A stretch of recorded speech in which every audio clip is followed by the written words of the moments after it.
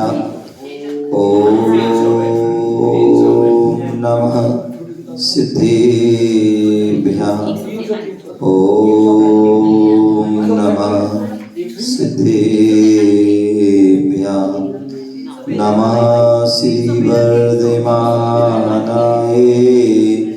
निर्दोत्कलिलात्मने सालोकानां त्रिलोकानां यद् विद्या दर्पणायते यद् विद्या दर्पणायते गुरुवापान्तिनो नित्यं ज्ञानदर्शननायका चारितानो गंभीरा मोक्षमार्गोपदेशिका मोक्षमार्गोपदेशिका मोक्षमार्गोपदेशिका।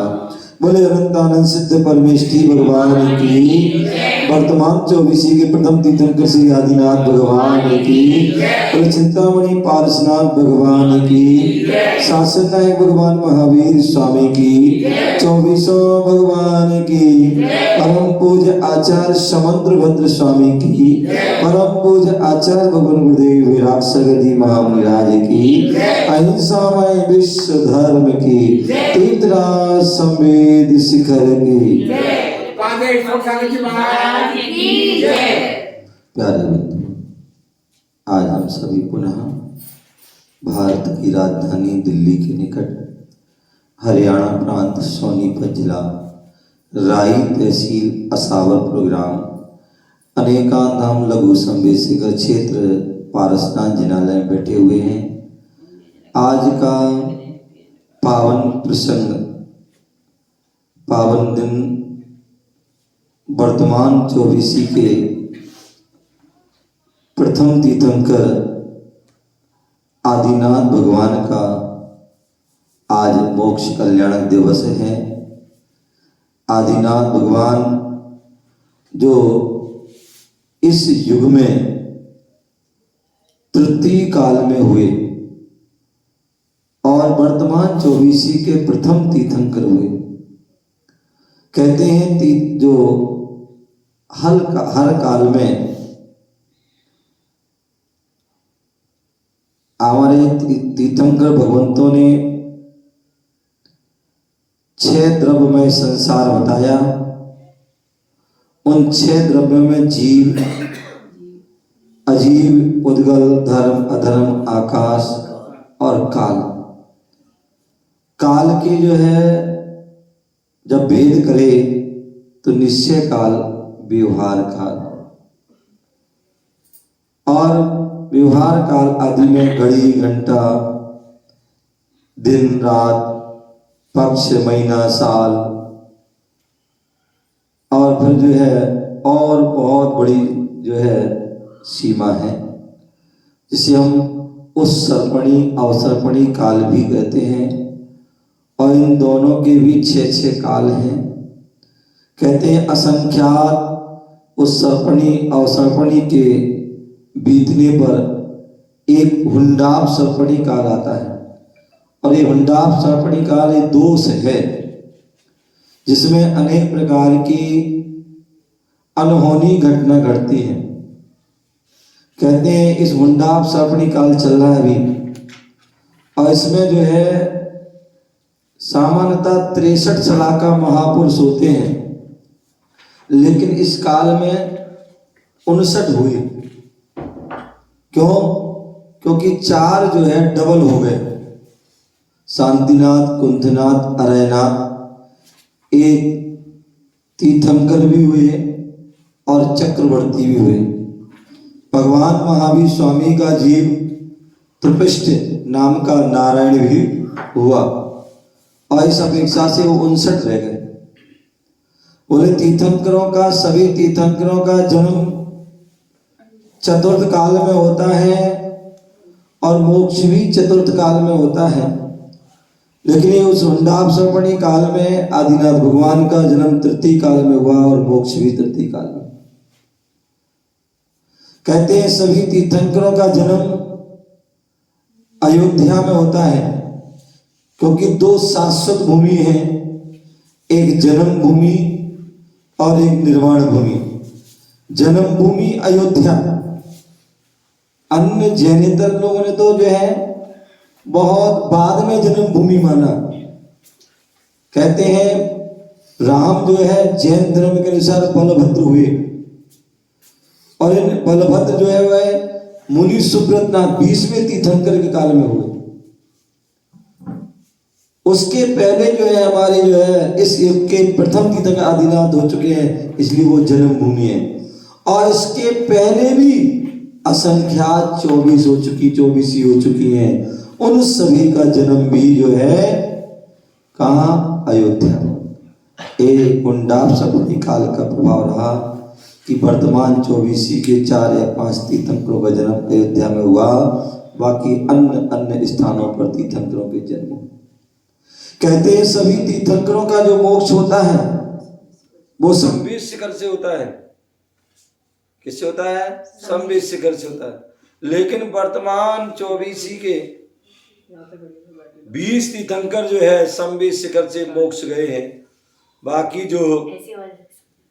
जो है 4 तीर्थंकर जो है अलग अलग स्थान से मोक्ष गए, और उसमें सबसे पहले तीर्थंकर ऋषभदेव, वही जो है अष्टापद से जो है मोक्ष गए हैं। ऐसे आज हम उन आदिनाथ भगवान का हम निर्माण महोत्सव मना रहे हैं। आदिनाथ भगवान प्रथम तीर्थंकर हुए, जिन्होंने हम सभी के लिए हर प्रकार का जो है ज्ञान दिया। जब वह राज्य अवस्था में थे, वहाँ पर जब भोग भूमि उनका जन्म हुआ था। कहते हैं वैसे तीर्थंकरों का आदि का मोक्षगामी जीवों का कर्म भूमि जन्म होता है, लेकिन उनका भोग भूमि जन्म हुआ। और भोग भूमि जो होती है जहाँ पर जो है कल्प वृक्षों पर का जन्म होता है। क्या होता है? कल्प वृक्ष होते हैं, और उन कल्प वृक्षों के माध्यम से जो है हमारे लिए क्या मिलती है? सारी जो है व्यवस्थाएं प्राप्त होती हैं। लेकिन जैसे ही पुण्यात्मा जीव का पुण्य कम होता, तो वह वृक्ष भी फल देना कम कर देते हैं। और जब व्यक्ति चालू कर दिया, तो मैं बता रहा था कि कर्म भूमि प्रारंभ हो गई है। हमें कर्म करना होंगे, तभी हम अपनी आजीविका को जो है कर पाएंगे। और उसके लिए उन्होंने अस्सी, मसी, कृषि, वाणिज्य, शिल्प, कला, ये 6 जो है कर्म बताए, जिनकी जो योग्यता है उस अपनी योग्यता के अनुसार वो कर्म करके अपनी आजीविका चलाएं। आज हम सभी जो है आज की आजीविका चल रही है, वह सब राजा ऋषभदेव की उपकार है, और उनके उपकारों को जीवन में कभी भूल नहीं सकते। ब्रह्मी सुंदी उनकी पुत्रियों के माध्यम से उन्होंने हम सभी को जो है शिक्षा दी। ब्रह्मी जो है उन्होंने ब्रह्मी लिपि प्राकृत की जो भाषा उन्होंने सिखाई। आज भी जो है जितने भी हमारे पुराने शास्त्र हैं वह ब्रह्म लिपि प्राकृत में है। और दूसरे सुंदरी के लिए जो है उन्होंने अंक विद्या सिखाई। जो भी हम गणित आदि का जो है सब्जेक्ट है, वह सब जो है आदिनाथ भगवान की देन है। बोले भरत चक्रवर्ती, बाहुबली आदि जो उनके जो 101 पुत्र थे, उन पुत्रों के लिए उन्होंने धर्म नीति, राजनीति, अर्थनीति आदि जो अनेक प्रकार की नीति सिखाई। और राज्य में अनेक प्रकार के लोग होते हैं, उद्दंड भी लोग होते हैं, पाप कार्य करने वाले भी होते हैं, अपराध करने वाले भी होते हैं। तो उनको हम कैसे कंट्रोल करें, उसके लिए उन्होंने जो है दंड नीति भी बताई। कोई व्यक्ति गलती करता, हाँ माँ और धिक, जैसी गलती वैसे उनका जो है। और उस जो उन्होंने दंड संहिता बताई थी, वही आज दंड संहिता आज हमारे भारतीय संविधान में, कानून में जो है वह चलती है, वो सब जो है ऋषभ देव जो है उनकी महिमा है। उन्होंने बहुत कुछ दिया हमारे लिए, उनके हम जो है इतने ऋण हैं कि हम एक जन्म के अनेक जन्मों में हम चुका नहीं सकते। यहीं तक उन्होंने, यहीं तक नहीं रुके, वो मुनि बने, मुनि बनकर के साधना की और केवल ज्ञान को प्राप्त हुए। केवल ज्ञान के पूर्व जो है, जब उन्होंने देखा कि मुनि बने हम, और उनके साथ हजारों राजा मुनि बने, लेकिन सबका सहनन अलग अलग होने, कम होने से बहुत से जो है उस पद से च्युत हो गए और अन्य अन्य पद को उन्होंने धारण किया। जब उनकी वो ज्ञान में झलका तो 6 माह साधना के बाद वह आहार के लिए निकलते हैं, आहार चर्या के लिए निकलते हैं। साधु अपनी जो है किसी से कुछ मांगते नहीं है, अपनी आहार चर्या सिंह चर्या में जाते हैं और आकड़ी लेकर के जाते हैं। ये हमारी व्यवस्था होगी, ऐसी वह विधि मिलेगी तो ही भोजन करेंगे, अन्यथा नहीं। ऐसा करके वह जो है निकलते हैं। लेकिन लोगों को पता नहीं था कि, उन्हें तो पता ही नहीं था कि ये मुनि है। क्या मुनि की साधना होती है? 1 दिन 2 दिन 3 दिन करते करते जो है 7 माह 8 दिन हो जाते हैं, किसी को पता ही नहीं। मुनिराज विहार करते करते करते करते करते हस्तिनापुर की ओर चले जाते हैं। और जैसे हस्तिनापुर की ओर जाते हैं तो अक्षय तृतीया के दिन, दोज की अंतिम रात्रि में के अंतिम पहर में उनको स्वप्न आता है। और स्वप्न में वह जो उन्होंने पूर्व भाव में वज्रजन की अवस्था में मुनिराज को पड़गान किया था, आहार दिया था, वो सारी उन्हें जो है याद आ जाता है। ऐसा शुभ स्वप्न देखा उन्होंने। स्वप्न देख करके जो है वह सोए नहीं, क्योंकि शुभ स्वप्न था, और अपनी दिनचर्या प्रारंभ कर देते हैं। पूजा पाठ आदि से निवृत्त होते हैं। और जैसे निवृत्त होते हैं तुरंत उन्हें समाचार आ जाता है वनमाली के द्वारा कि आपके नगर में ऋषभ देव का आगमन हो रहा है। और जैसे आगमन हुआ, देव दूर से देखा, ये तो नग्न अवस्था है और ये तो आहार की बेला है, आहार की चर्या है के लिए आ रहे हैं। तुरंत जो है अपने सपरिवार पड़गान के लिए खड़े हो जाते हैं। राजा श्रेयांश, राजा सोम आदि और मुनिराज का पड़गान करते हैं। और उनके लिए उस समय इक्षु गन्ने की खेती बहुत होती थी, और उन्होंने उन गन्ने के रस को जो है मुनिराज की अंजलि में दिया। 1 2 3, केवल हम सभी के लिए बताने के लिए उन्होंने केवल 3 अंजलि जो है आहार लिया और बैठ जाते हैं। जय जयकार प्रारंभ हो जाती है। चक्रवर्ती को पादुम पड़ता हुआ अपने कटक के साथ पहुंच जाता है और उनका सम्मान करता, आदर करता। धन्य हो महाराज, आपने जो है ऋषभ देव तीर्थंकर मुनिराज के लिए आहार पड़गान कराया। 50 की वर्षा होती है। कहने का तात्पर्य ये जो है उनकी चर्या के माध्यम से उपदेश था श्रावकों के लिए कि हमारे भविष्य में मुनिराज होंगे, हीन सैनन होगा, और उन हीन सैनन से कैसे वो साधना करें, कैसे वो तपस्या करें। क्योंकि शरीर माध्यम खलु धम्मो, शरीर होगा तो तपस्या होगी, शरीर नहीं होगा तपस्या नहीं हो पाएगी। और शरीर को चलाने के लिए आहार की आवश्यकता है। आहार आहार जहाँ पर साधु जो है एक समय 24 घंटे में ऐसा होता है जिस समय वो हार जाते हैं। क्या हो जाते हैं? हार जाते हैं। उन्हें श्रावकों के श्रावकों के घर जाना पड़ता है, जहां मुनिराज के जो है 23 घंटे हाथ ऊपर रहता है, सबको आशीर्वाद देते हैं। लेकिन 1 घंटे के लिए मुनिराज का हाथ नीचे हो जाता है। आपका जो है 23 घंटे हाथ नीचे रहता है, झुका हुआ होता है, लेकिन 1 घंटे के लिए ऊपर हो जाता है। क्योंकि जो देता है वो ऊपर होता है और जो लेता है नीचे रहता है। तो ये शिक्षा ऋषभ देव ने दी थी और वही परंपरा आज भी चली आ रही है। ऐसे वह ऋषभदेव महान उपकारी हैं जिन्होंने हमारे लिए मुनियों के लिए कैसी चर्या हो उसके लिए बताया। आहार हुआ, साधना में लीन हुए और फिर उनको केवल ज्ञान हो गया।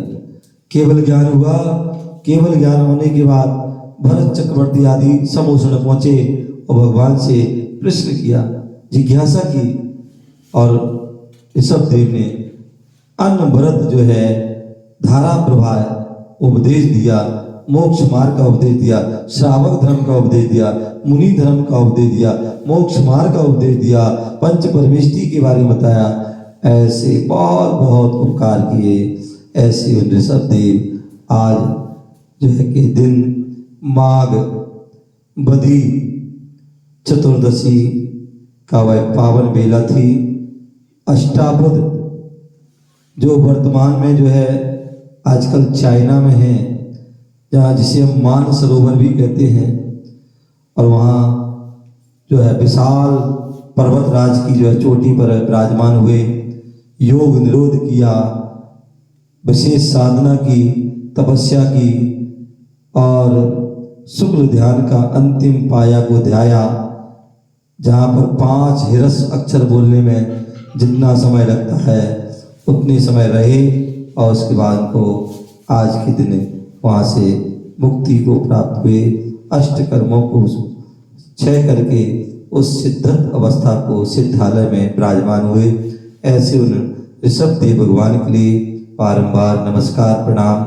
तो ऐसे वह उन ऋषभदेव ने और उनकी ही धारा प्रभाई अन्य अन्य तीर्थंकरों ने अपनी वाणी के माध्यम से हम सभी को उपदेश दिया, और उन्हीं उपदेश को गौतम स्वामी गणधर आदि ने उनको गूंथा, और उसके बाद उन्हीं आगम के लिए हमारे प्राचीन सभी आचार्यों ने लिपिबद्ध किया, और आज वही आगम, वही शास्त्र, वही ग्रंथ हमारे लिए जो है प्रस्तुत हैं, प्राप्त हैं। और उसी ग्रंथों में रत्नकर्ण श्रावकाचार्य ग्रंथ का यहाँ पर वाचन चल रहा है। यहाँ पर आचार्य समंत्र भद्र स्वामी रत्नकर्ण श्रावकाचार्य के माध्यम ग्रंथ के माध्यम से श्रावकों का क्या व्रत होते हैं, क्या उनकी चर्या होती है, क्या उनके मूल गुण होते हैं, क्या उनकी जो है प्रतिमा होती हैं, क्या उनके भेद प्रभेद होते हैं, उनके बारे में यहाँ बताया जा रहा है। अब कल हमने 146 नंबर की गाथा के माध्यम से श्रावकों की जो प्रतिमा अधिकार चल रहा है, उसमें 10वीं प्रतिमा अनुमति त्याग प्रतिमा, जो श्रावक श्राविका होते हैं वह किसी प्रकार की आरंभ सारंभ पाप कार आदि की जो है वह किसी प्रकार की अनुमति नहीं देते हैं, इस प्रकार से कहा गया था। आज जो है 11वीं प्रतिमा, अंतिम प्रतिमा, उद्दिष्ट त्याग प्रतिमा जो है 147 नंबर की जो है गाथा है, श्लोक है, उसको बता रहे हैं। हम सभी, एक बार मैं पढ़ूंगा और एक बार फिर आप सभी को पढ़ना है। ग्रह तो मुनि बन मित्वा, ग्रह तो मुनि बन मित्वा, गुरुप कंठे व्रतानि परिग्रह, गुरुप कंठे व्रतानि परिग्रह, भिक्षासनस्तपस्यन्, भिक्षासनस्तपस्यन्, नुत्कृष्ट चेलखण्डधरा, नुत्कृष्ट चेलखण्डधरा, ग्रहतो मुनिवन मित्वा, गुरूप कंठे व्रतानि परिग्रह, भिक्षासनस्तपस्यन्, नुत्कृष्ट चेलखण्डधरा। तो यहाँ बता रहे हैं अन्वयार्थ। ग्रह तो मुनिवन इत्वा, जो ग्रह से मुनिराजों के समीप वन को जाकर, क्या जो घर से घर त्याग करके मुनिराजों के समीप वन को जाकर गुरुपकंठे व्रतानि परिग्रह, गुरु के समीप व्रत ग्रहण कर। क्या कैसी विधि है? बोले घर छोड़ करके हम गुरु के समीप जाएं और वहां जाकर के उनके समीप जो है व्रतों को धारण कर, भिक्षासनं तपस्यन, और भिक्षा का भोजन करता हुआ तपस्या करता है, तथा चेल खंड धर उत्कृष्टा, उत्कृष्ट वस्त्र को धारण करता है, वह उत्कृष्ट श्रावक कहा गया। बोले 10वीं प्रतिमा तक श्रावक घर में फिर भी रह सकता है। क्या 10वीं प्रतिमा तक घर में यदि वो अपनी जो है उसकी साधना में अनुकूलता है तो घर में रह सकता है, लेकिन 11वीं प्रतिमा में घर छोड़ना ही पड़ेगा। क्या 11वीं प्रतिमा को धारण करना है तो जो गृह त्याग करके मुनिराज के समीप जा कर के व्रतों को धारण करना। और कैसे भोजन करना है? भिक्षासन 2 प्रकार की पद्धतियां हैं। एक जो है जो 11 प्रतिमाधारी क्षुल्लक हैं, क्या है? क्षुल्लक हैं, एलक हैं, जो लंगोटी दुपट्टा और कटोरा रखते हैं वह क्षुल्लक होते हैं। जो एक लंगोटी रखते केवल वो एलक होते हैं। तो एलक बड़े होते हैं और क्षुल्लक जो है छोटे होते हैं। एलक जो है लगभग मुनि जैसी चर्या करते हैं, केवल एक लंगोटी होती है और बैठ करके वो आहार करते हैं, बाकी पूरी चर्या जो है मुनि जैसी होती है। दूसरे जो क्षुल्लक होते हैं वो भी 11 प्रतिमा के धारी होते हैं, लेकिन कटोरा और दुपट्टा लंगोटी आदि रहते हैं। और ऐसे वह क्षुल्लक जो है उनके लिए कहा जाता है, वह श्रावक के यहाँ भिक्षा के लिए जाते हैं, भोजन के लिए जाते हैं, और वह कहते हैं 7 घर से लगातार क्रम से यदि 7 घर हैं तो वहां से वह भोजन ले सकते हैं। पहले घर में गए, हो सकता है उन्हें भोजन कम मिले, दूसरे में जा सकते हैं, तीसरे में जा सकते हैं, चौथे में जा सकते हैं। हो सकता है पहले चौके में पर्याप्त भोजन मिल जाए, वहीं श्रावक कह दे श्रावक आपको बोले क्षुल्लक जी यहीं भोजन कर लीजिए, तो यहीं कर सकते हैं। अथवा 2, 3, 4 अंतिम 7वें घर तक 7वें घर तक जा सकते हैं। और वहां यदि किसी ने कह दिया क्षुल्लक जी यहीं बैठ जाओ, आहार कर लो, भोजन कर लो, तो यहीं बैठ करके जो है वो आहार कर सकते हैं। ऐसे वह भिक्षासन। अथवा वर्तमान में जो पद्धति है वह मुनिराज आदि के साथ, जैसे मुनिराज का पड़गान होता है वैसे ही वो भी पड़गान के लिए जाते हैं। श्रावक उनको पड़गा लेते हैं और उनको, लेकिन पुलिस क्षुल्लक जो है उनकी कोई विधि नहीं होती। क्या कोई आखड़ी विधि आदि नहीं होती। विधि जो होती है वो आचार उपाध्याय साधु की होती है। मुनि एलक क्षुल्लक क्षुल्लिका आरिका आदि की विधि नहीं होती है। ये आगम की परंपरा जो है, आगम का जो है उल्लेख है। अब कोई विधि आदि लेते हैं तो फिर वो आगम का उल्लेख नहीं। तो इस बात का तो ये बोल रहे हैं कि भिक्षासन के अनुसार वह भोजन करते हैं, तपस्या करते हैं। क्या करते हैं? तपस्या भी करते हैं। और पहले बता दिया है कि सप्तम आदि प्रतिमाधारी एक बार भोजन करता है। क्या करता है? एक बार। और विशेष परिस्थिति वह पानी आदि ले सकता है, लेकिन यहाँ पर क्षुल्लक बनने पर, एलक बनने पर वह एक बार ही भोजन करेगा, दूसरी तीसरी आदि बार नहीं, या पानी आदि बाद में भी नहीं ले सकता। चेल खंड धरा और खंड वस्त्र। बोले एलक क्षुल्लक जो होते हैं खंड वस्त्र। खंड वस्त्र का अर्थ क्या होता है आगे आएगा वैसे, लेकिन खंड वस्त्र बिना सिला हुआ वस्त्र उसको जो है खंड वस्त्र कहते हैं। अथवा बोले जिससे जो है पैर ढक जाए, सिर ना ढके, सिर ढक जाए पैर ना ढके, ऐसा वो जो है क्या होता है? खंड वस्त्र होता है। इस प्रकार से यहाँ पर कहा गया है। शब्दार्थ गृहता घर से, मुनि बनम मुनियों के समीप वन को इत्वा जाकर गुरुपकंठे गुरु के समीप व्रतानी। क्या ऐसा नहीं मंदिर में गए अपने आप ले लिए, वन में गए अपने आप ले लिए, बोले गुरुपकंठे गुरु के समीप व्रत लिए जाते हैं। क्या जब भी कोई व्रत लो, छोटे हो चाहे बड़े हो, किससे लो?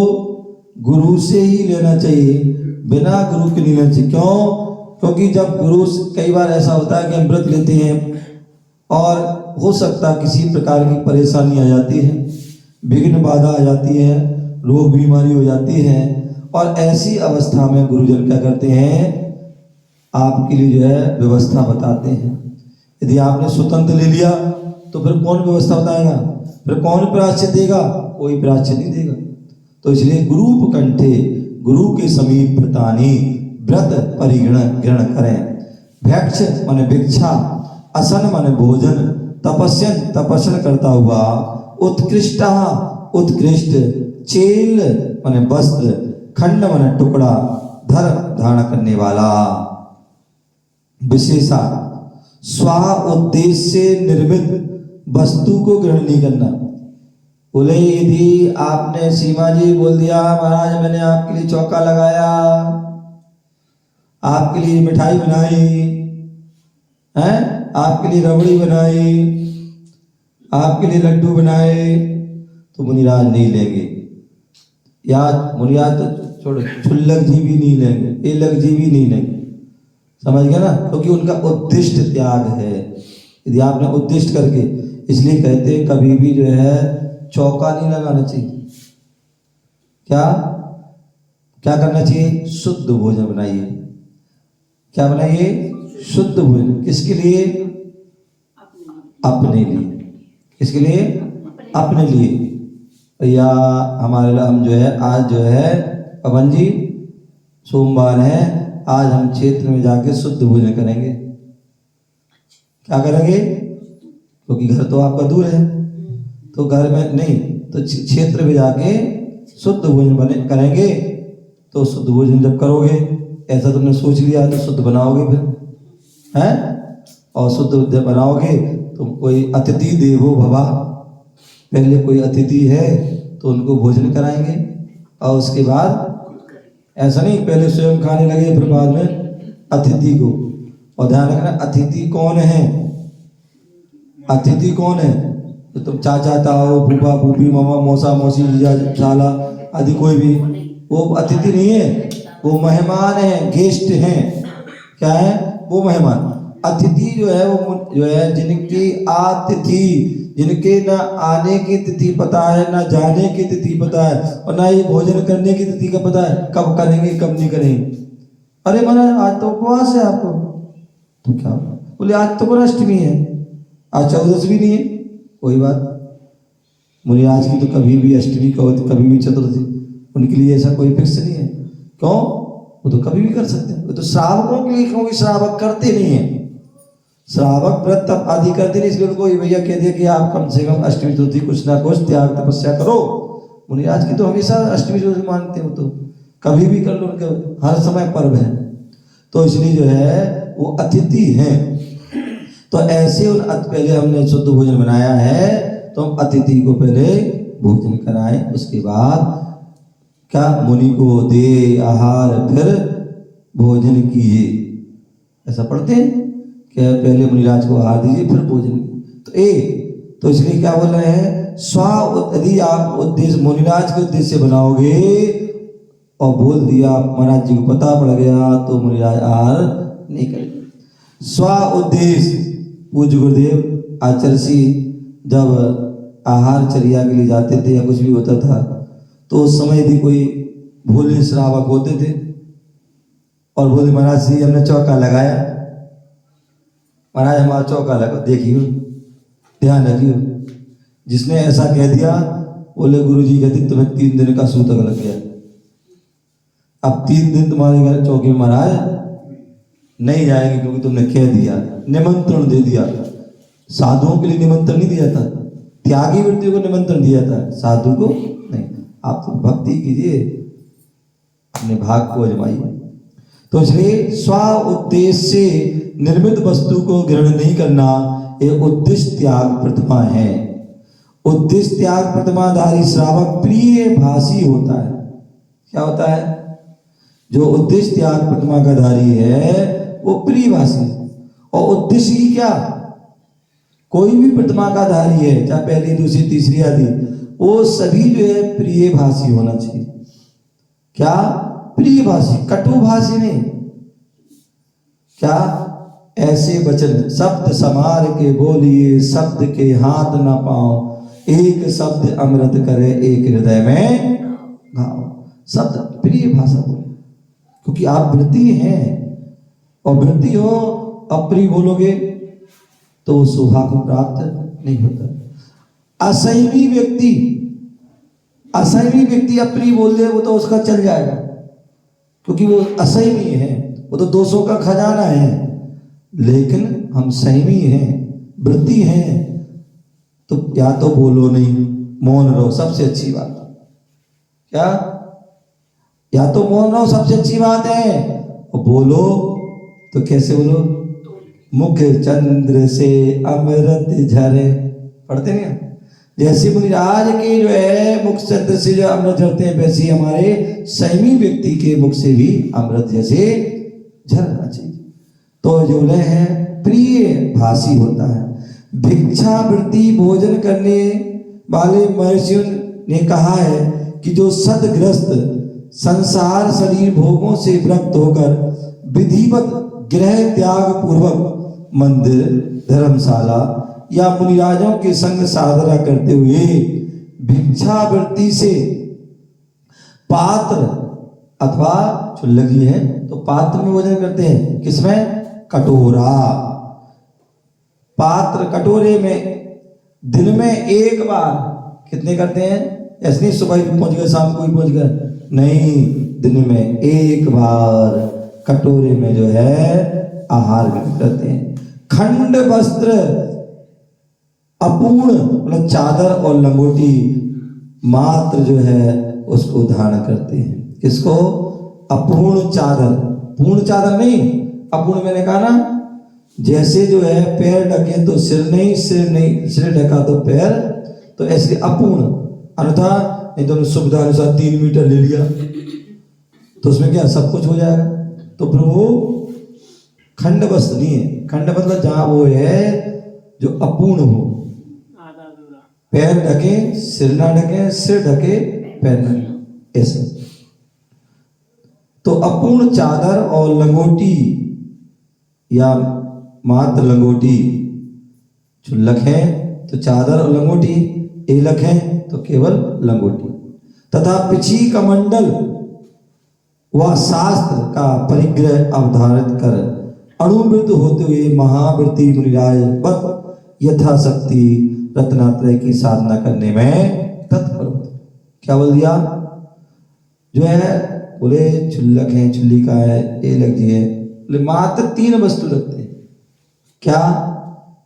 वस्त्र, चुल्लक है तो कटोरा, पिछी कमंडल और शास्त्र, बस यही उनके उपकरण, इसके अलावा कुछ भी नहीं। उसी प्रकार मुनिराज भी महावृत्ति है, यथाशक्ति वह भी रत्नात्रय की साधना में तत्पर है। ऐसे श्रावक शिरोमणि जो 11 प्रतिमाधारी हैं, चुल्लक एलक हैं, वो क्या है?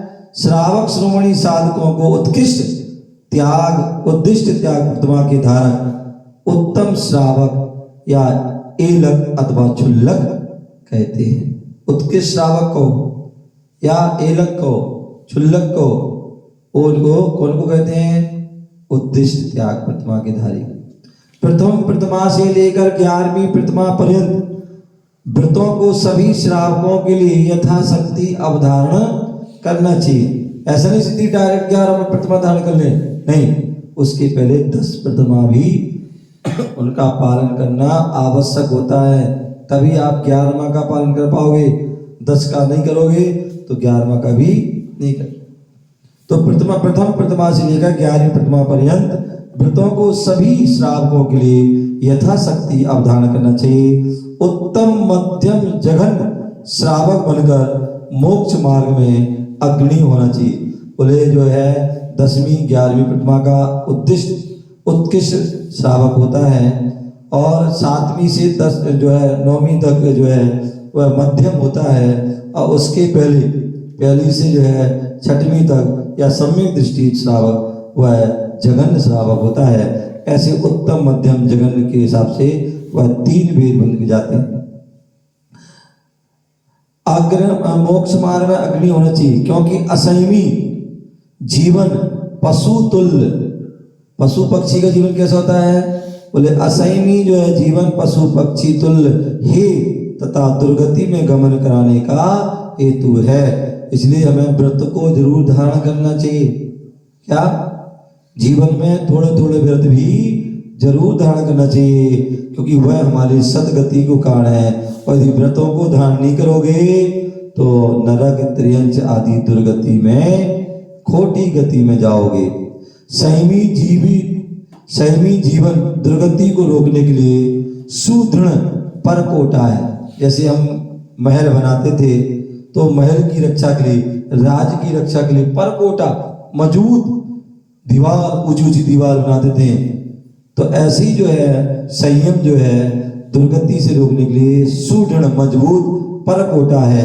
सदगति तथा मोक्ष के लिए व्रत धारण करके उत्तम मनुष्य पर्याय को सार्थक करना चाहिए। परिभाषा उद्दिष्ट त्याग प्रतिमा स्वोद्देश्य से निर्मित और स्व उद्देश्य से निर्मित भोजन वस्त्र आदि वस्तुओं को ग्रहण न करते हुए मुक्ति पद की ओर अग्रसर होने के उद्देश्य में निमग्न रहने को उद्दिष्ट त्याग प्रतिमा कहते हैं। चेल खंड धरा जो पूरे शरीर को एक साथ आवृत नहीं कर सके, मतलब एक साथ पूरे शरीर को जैसे अपन होता है चादर ले लिया और सारा ढक लिया उसको, लेकिन ये क्या चेल खंड धरा जो पूरे शरीर को एक साथ आवृत नहीं कर सके, ऐसे अपूर्ण वस्त्र के धारक उत्कृष्ट श्रावक को चेल खंडधर कहते हैं। भिक्षासन किसी का निमंत्रण स्वीकार ना कर, मतलब जो 10वीं प्रतिमा तक तो हम निमंत्रण स्वीकार कर सकते हैं, लेकिन 11वीं प्रतिमा में निमंत्रण स्वीकार नहीं। तो किसी का निमंत्रण स्वीकार ना कर साधुवत, जैसे मुनिराज जाते हैं ऐसे ही वह आकड़ी लेके मुनिराज ऐसे जाते हैं, आरिका ऐसे जाते हैं, एलक जी ऐसे जाते हैं, चुल्लक जी ऐसे जाते हैं। तो किसी का निमंत्रण स्वीकार ना कर साधुवत आहारचर्या अतः श्रावक द्वारा यथा योग भक्ति पूर्वक आहार देने को भिक्षासन कहते हैं। इस प्रकार से उसको जो है हमें जानना है। आगे इसके बारे में और भी जो है इसका विस्तार से आगे वर्णन करेंगे। आपका समय हो गया। जय बोलो महावीर भगवान की। जो तेरी शरणा गए सो पावे सुख चैन, देव भजो अरहंत को गुरु सेवा निर्गंत, दया धर्म पालो सदा यही मोक्ष का पंथ। 9 बार नमो का नमो